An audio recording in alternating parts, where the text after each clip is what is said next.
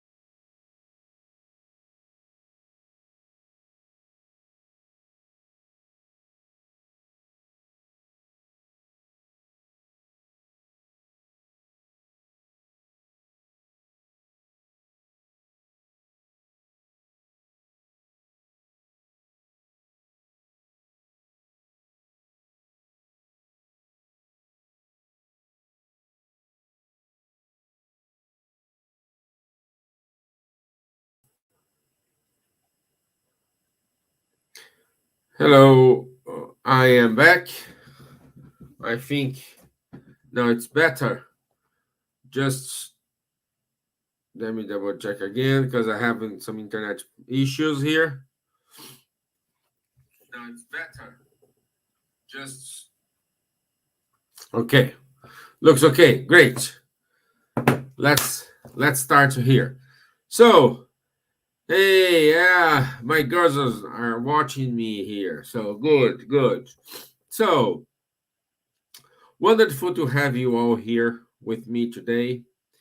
And we will talk about something very important today. I didn't prepare any slide because it's more a kind of conversation instead of a speech. Okay. But before this, let's do our initial prayer. So I I would like to ask all the superior spirits to help us stay connected with us, mentors of this show, mentors of Ireland, inspiring us in order to reach our hearts, reach our soul. So be it. Amen. Okie dokie. So let's try to make this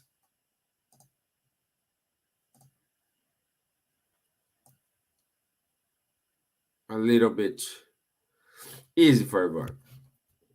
So, today's topic is: do you consider yourself a spiritist? If you follow the spiritism teachings for a while, uh, you go to the spirit center, you go to have your healing, uh, you do practice charity. Um, you may answer this question saying, hey, yes, I am a spiritist. Uh,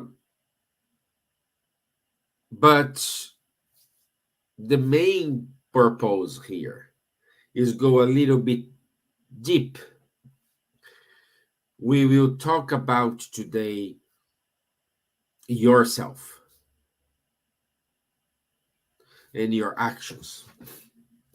Mainly my conversation today with you, I got inspiration from this book here, Living in Spring, and we are on chapter 125. 125. Richly. Richly. Okay? And this book was dictated by the Spirit Emmanuel and psychographed by Chico Xavier. And the main topic of this chapter, Emmanuel used uh, the following passage from Paul in Colossians 3:16.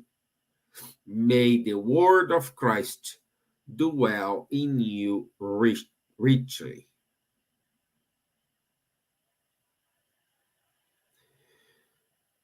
What it does mean?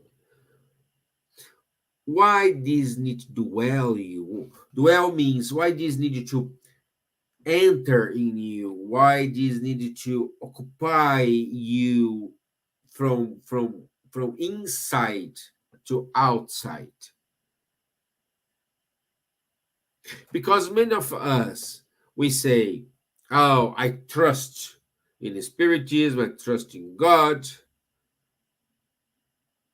But how many times you say, oh, God, help me to sort this problem, help me to fight against these, help me to overcome this obstacle here, help me to do this, to do that. How many times we say to him, help me, and he is willing to help, and of course he will help you.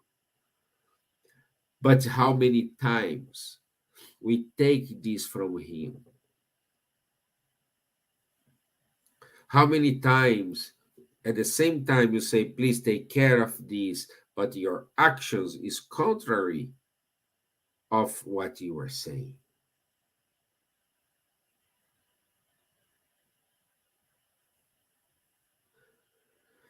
This is why Emmanuel wrote, you say you trust in the power of Christ, but if the day appears in colors that are contrary to your expectations, you demonstrate a deplorable lack of faith by your rebelliousness.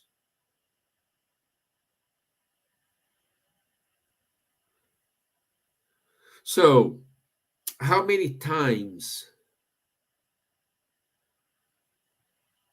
you you say, I'm sharing my love, I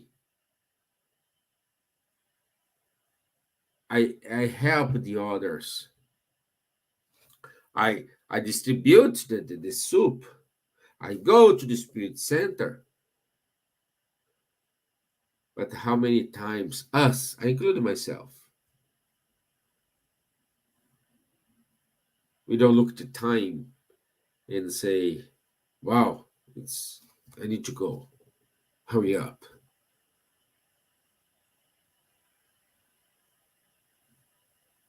How many times ourselves, instead of be there 100%, we are there for sure because our physical body is there. But where is your mind?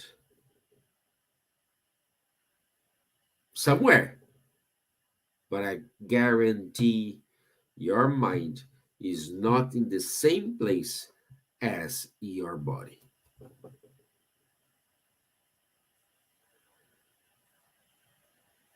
How many times you leave the spirit center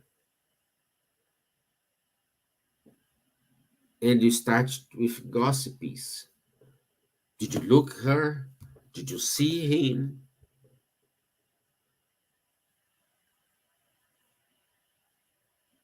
She's so fat. He's so skinny. He was with X person. The last week he was with Y person.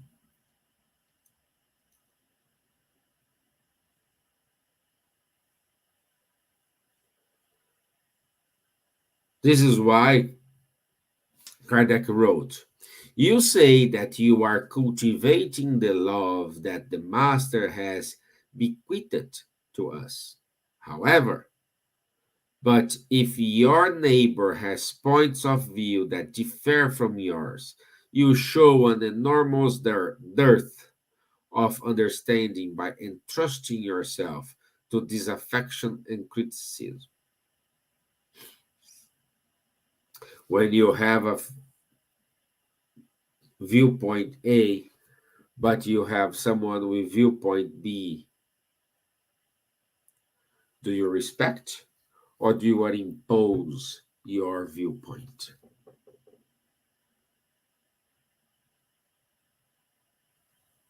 You can say, oh, but he's wrong. Yes, perhaps he's wrong.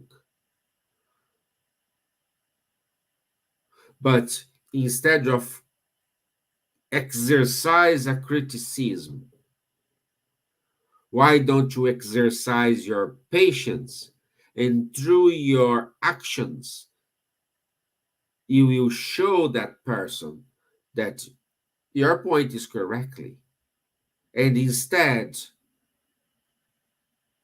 convince that person that he is wrong. You will show that person what is the right way to do. And this is going to be for him or for her a lesson learned.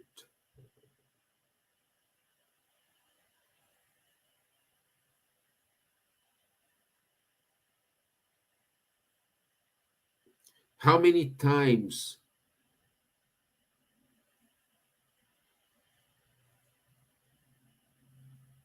we we try to impose what we want?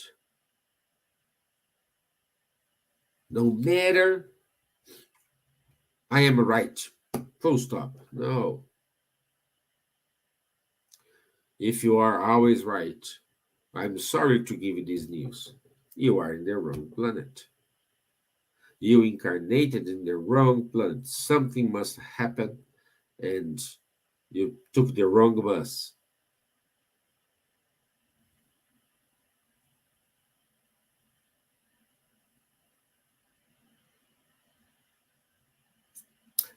You read the gospel according to Spiritism. You read the Spirit's book. You watch all the speeches. You cry when Divaldo talks.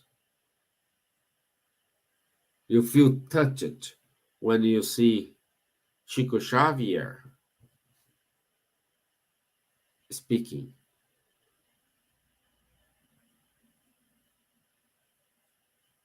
But how is your actions? What is coming from your mouth?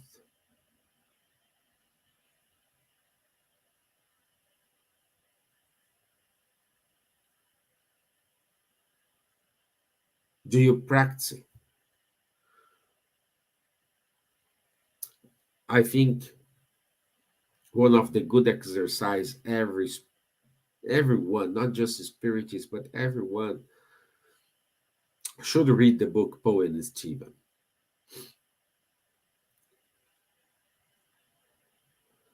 That is the perfect example of a transformation.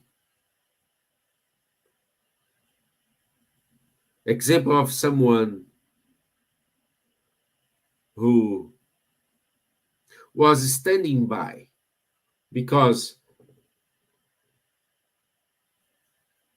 Saul, which later becomes Paul of Tarsus, Saul, he was he was standing by the law of Moses.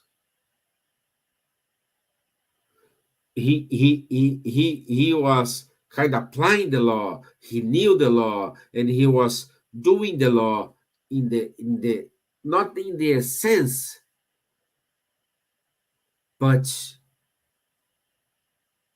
in his understanding.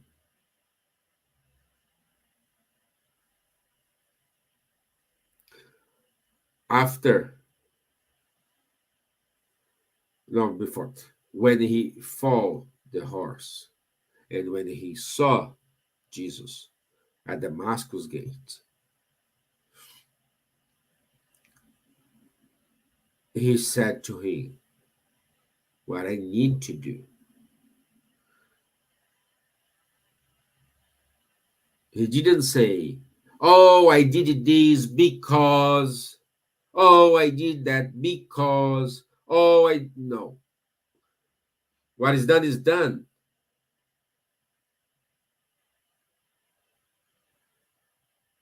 And he said, what I need to do going forward. And he, from that moment until the moment he passed away, he was trying to live the words we have in the gospel. He was trying to exercise what is written there. He was stoned. He walked, I don't know, according to the books, more than, I don't know, 13 or more miles. Because that time they didn't have car, You need to walk or you need to have a horse. But none of them times we have a horse. He was judging himself, judging his acts, comparing his acts with the lessons he was spreading and changing himself.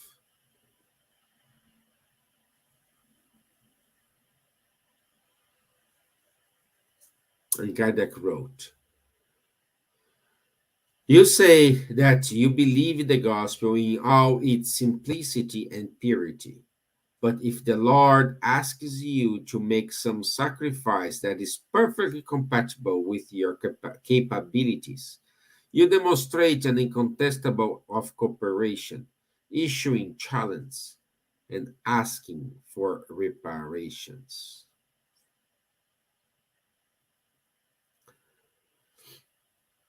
Let's go back to Paul's history here.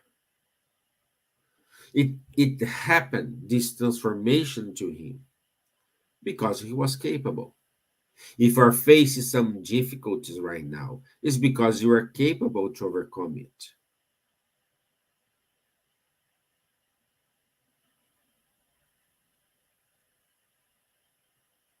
So what I'm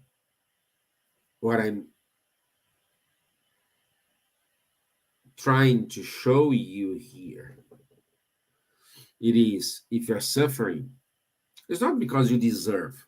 Not don't go to this route.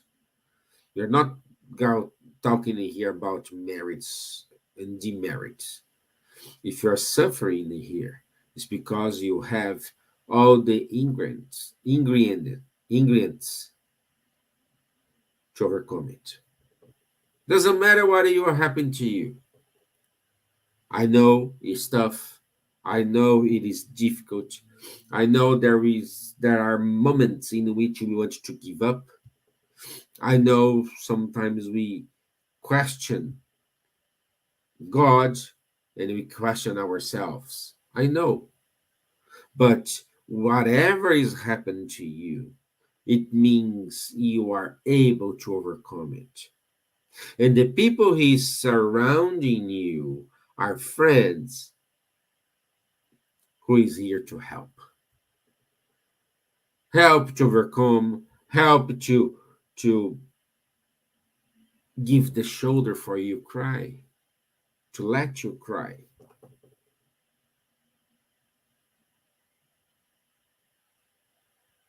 Remember, crying doesn't mean you're weak. Crying, it is a relief. It is a moment in which you are exercising your trust in you and a recognition of your power, power to overcome, power to keep moving forward.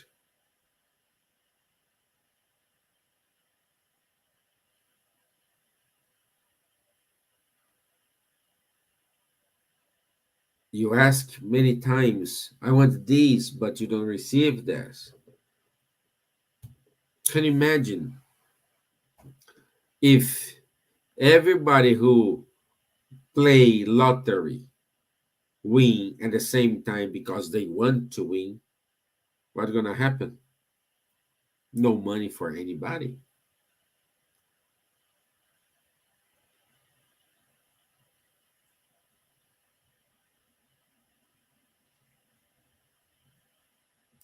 I'm a good, a funny move I recommend here is the move. Yes, not not yes, man. Almighty God from Jim Carrey.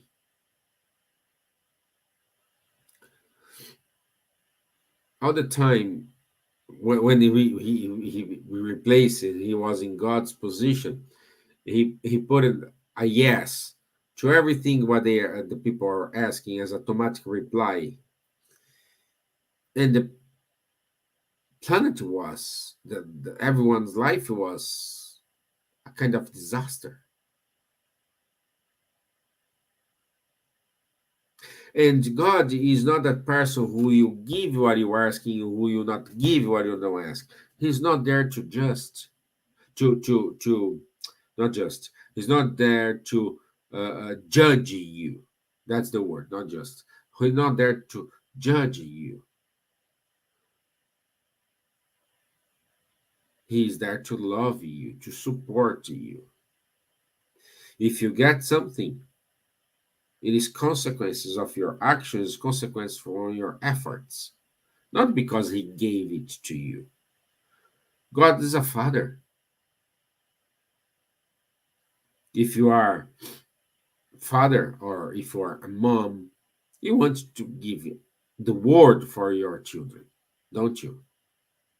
But sometimes you need to say no. Sometimes you need to say this is enough. Sometimes you need to be more sharp with them. Same thing. And you and this does not mean that you don't love your kids. You love them. And sometimes you call their attention. You're saying no, but it's a no with love, with with with something you need to teach them. Same way apply to us. That's why Kardec Emmanuel wrote, you say you try to do the will of the heavenly benefactor, but if your wings are not satisfied, you show a lamentable lack of patience and hope, casting your best thoughts into the swamp of disenchantment. So you are heartbroken because you want a new car and you didn't get it. You want that person, it didn't happen. You are very disappointed.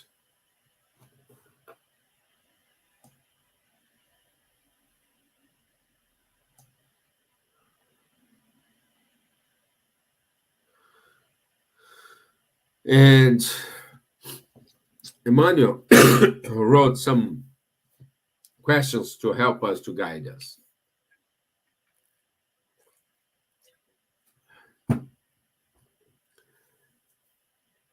And the following questions will help us to find ourselves.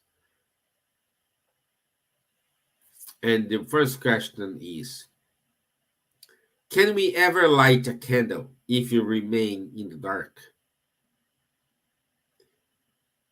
You are facing the worst problem in your life so far.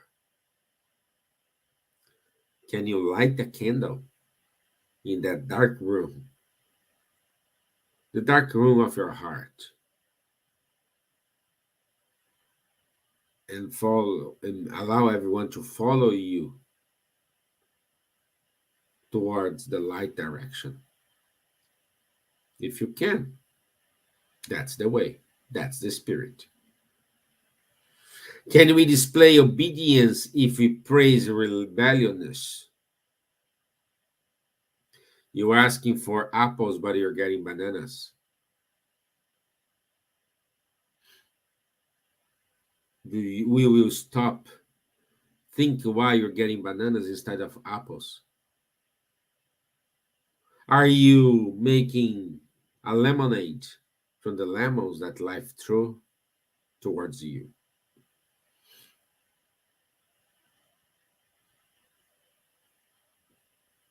Can we ever teach serenity if you are inclinated towards desperation?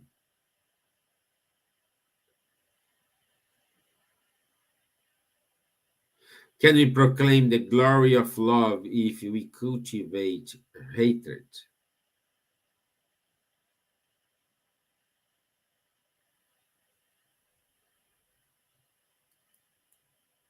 What do you think?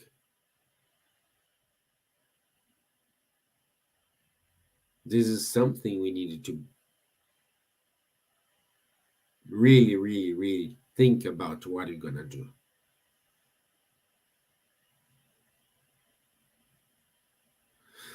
Then Emmanuel said, the word of Christ does not ask us to progress in weakness or lamentation, as if we were words of ignorance.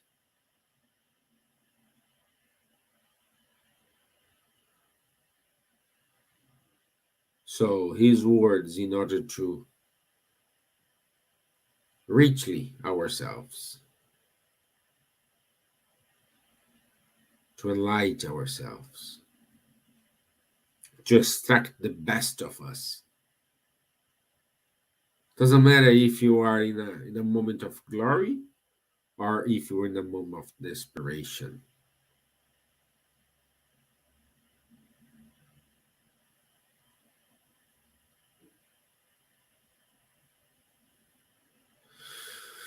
Okay, Stevan. So far, I'm saying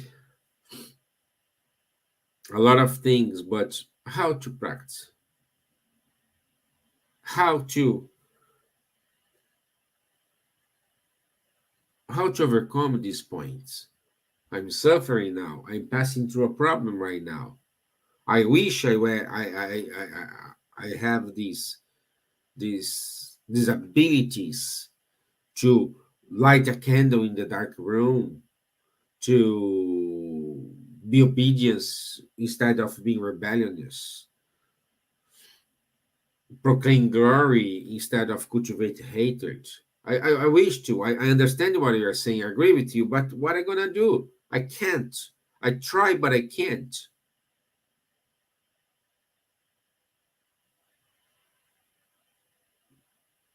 And then we use a book here. There is no version in English, unfortunately. But if you translate the title, we say Moments of Wisdom, written by Pastorino. And on message 177, he says, make a point of being cheerful and optimistic. Nothing on earth can destroy the happiness of the optimistic and joyful man. If the pain comes to you, take it calmly and don't let yourself be affected by it. Don't put your happiness in what comes to you from outside. Build your happiness with yourself. making your happiness consist of the constant progress of the life of the spirit in the wisdom of the heart. What I'm saying to you, what is the difference between hell and heaven?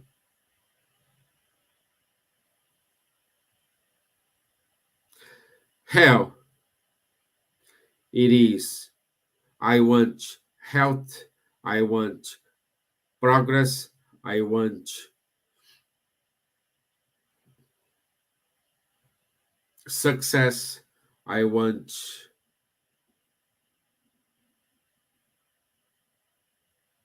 happiness just for me. I don't care about the others. As long as I'm okay, I'm okay.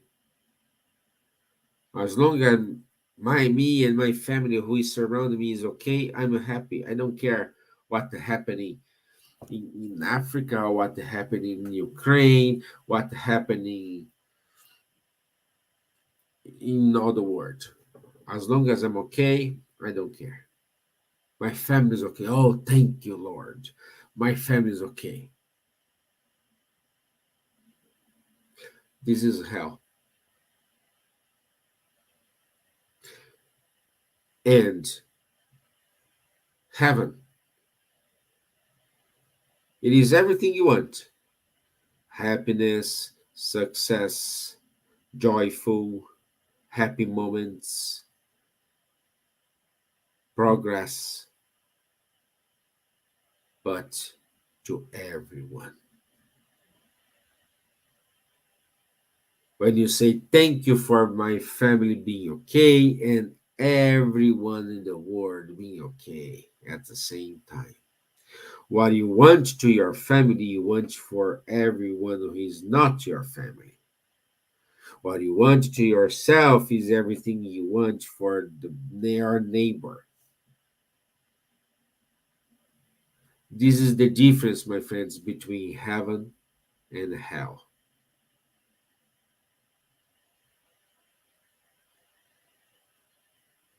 How is, or let's change the word, how you are building your future, your present life, in the hell or in the heaven.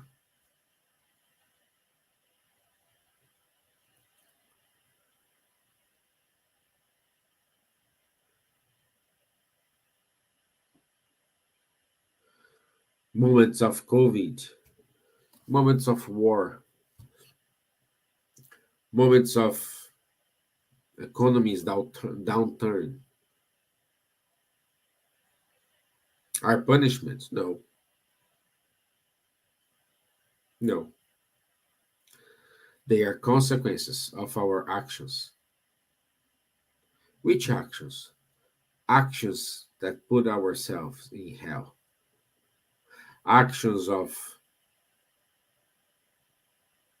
selfishness. Actions in which I'm okay. I don't care the others. Actions of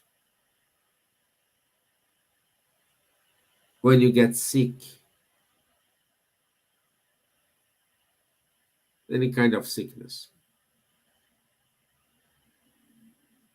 If you're struggling, many times you say, hey God, why me? But this is why me is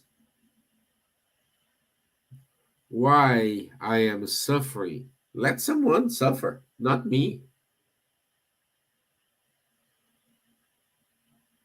Let someone be in a bad moment, not me.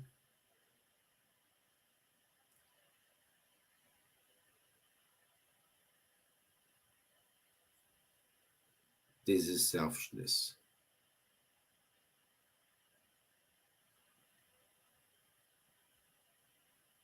This is not a moment of understanding why it's happened to me, what I have done. what I need to change, where this is gonna take me. Let me analyze my previous actions, understand what happened, understand why this has happened to me now.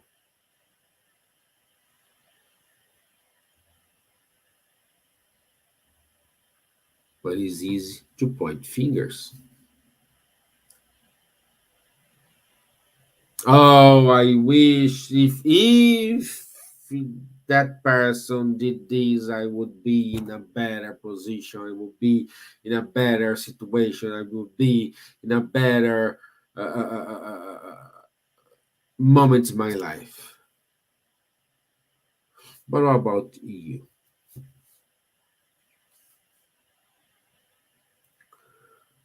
What about to share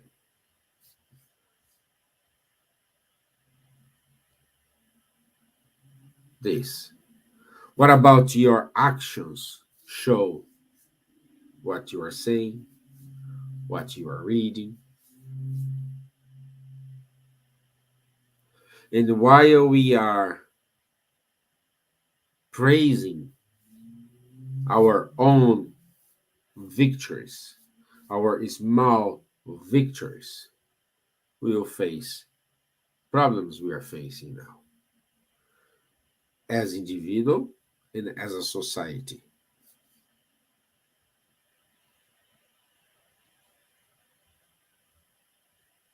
And we do have capability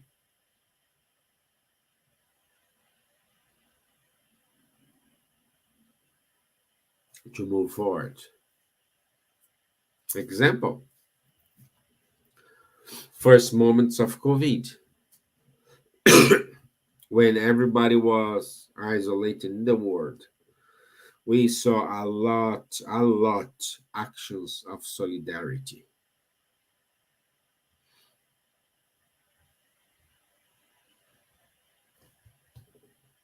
For some reason, did it stop? Oh, it stopped because we stopped the hard moments. Yes, but remember the difference between heaven and hell. It is everything you want to, the good for you is hell.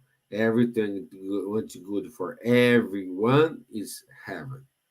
So we need to exercise that type of charity, not just when we are facing a problem, we are facing a challenge. We need to exercise that moments of solidarity all the time, in times of peace, in times of war. When you exercise that solidarity, that goodness in any type of the time, then you start to understand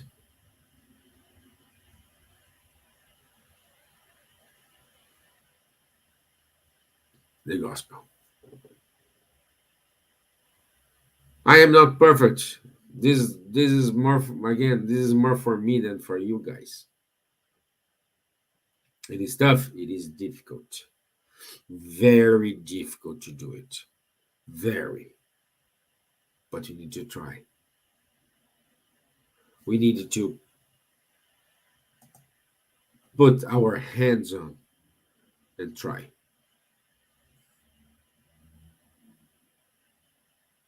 Okay?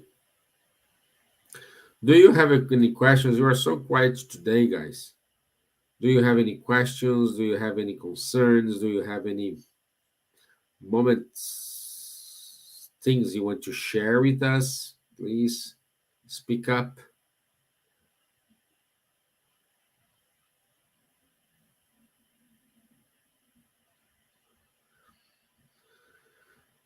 So,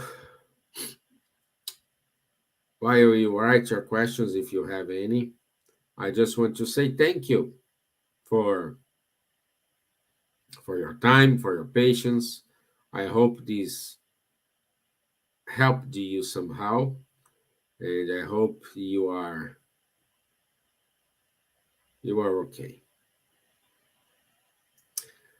Just few announcements here. Don't forget our face-to-face meeting will be on September the 4th. Is the first Sunday of September. The address will be disclosed shortly. The mechanics, we are still checking how it's going to be, but as soon as we have decided how it's going to be the mechanics, I will let you know, guys. Okay? The virtual meetings, the virtual studies will stay as it is. Okay? On Tuesday, we do have the gospel study, the gospel conversation. On Thursday, we do have the Spirit's book conversation. On Wednesday, then we have a Spirit's book study with Tanya Moore and Nady. And on Tuesday, 8:30 p.m., we do have our virtual healing. If for some reason you are in Ireland or anywhere in the world and you can't join us in a face meetings, you can do have this healing virtually. Just go to our YouTube page, www.youtube.com, Spiritist Society of Ireland, and then 8:30 p.m. every Tuesday, and our healing team will be there to welcome you. And every Sunday, 11:15, we do have this moment of we call Sunday's talk. Okay, job done. I didn't get any question here. I hope you understood. I hope you are with me. So I will do the final prayer. Master Jesus, we want to say thank you for this moment. Thank you for this time of knowledge, this time of understanding, this time of making new friends, reaching everyone's souls. May, may today's lesson reach their hearts, reach my heart, in order to exercise this more and more.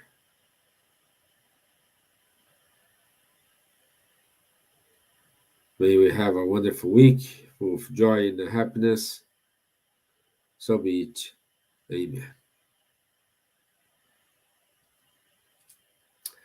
Okie dokie. So I want to say thank you, everyone. I'll see you on Thursday because Tuesday is on LA. Okay? Have a wonderful Sunday and stay tuned. Thank you. Bye bye.